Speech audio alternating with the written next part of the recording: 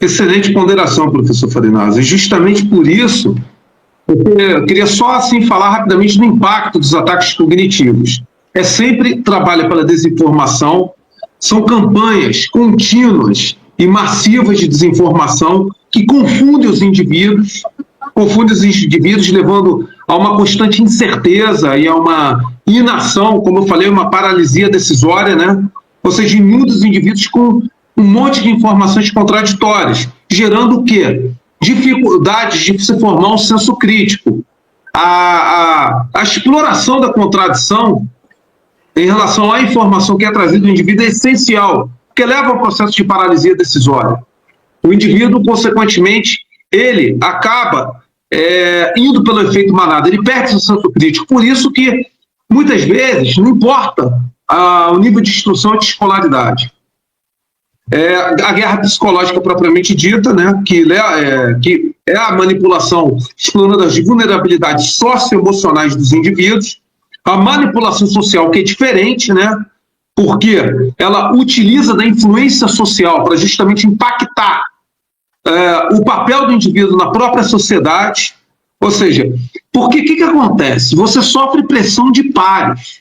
A guerra cognitiva, através dos ataques cognitivos, ela cria grupos de pressão naturais dos seus pares, de modo que você se inibe a dar a sua opinião ou mesmo a sua contra-argumentação.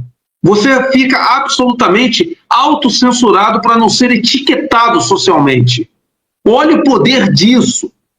Eu conheci muita gente que tentava trazer os vieses como certezas em relação à guerra de Gaza ou à guerra na Ucrânia, de modo que a pessoa que às vezes tentava argumentar com base nas nossas análises falava: Rodolfo, eu me sinto absolutamente isolado, porque é como se eu estivesse falando uma propaganda para um inimigo monstruoso.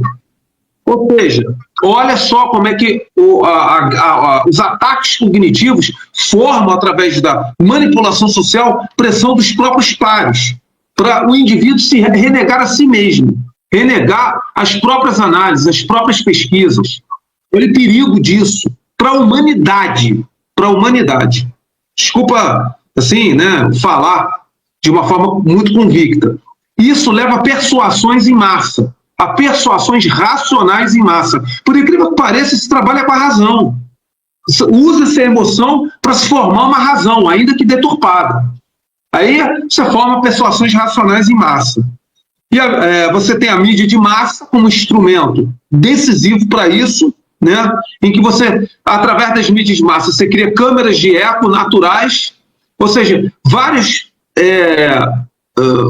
seja os algoritmos, através de vários tipos de mídias, vão amplificando isso, servindo como verdadeiras câmeras de eco.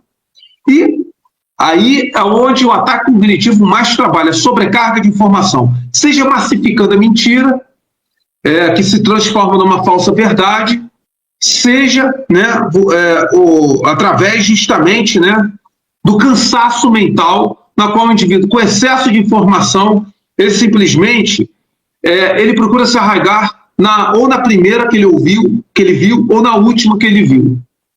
Então, por quê? Porque o cérebro fica exausto. E, consequentemente, ele procura se apegar naquela primeira manchete mais fácil de assimilar. Então, eu queria, assim, falar da importância dos ataques cognitivos para entendermos que todos nós estamos sujeitos a eles.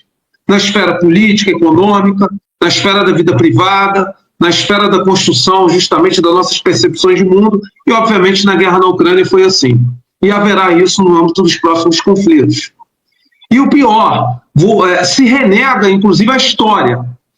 Os ataques cognitivos, eles renegam a história, eles trabalham com a incoerência, justamente explorando, como nós falamos no slide anterior, as contradições.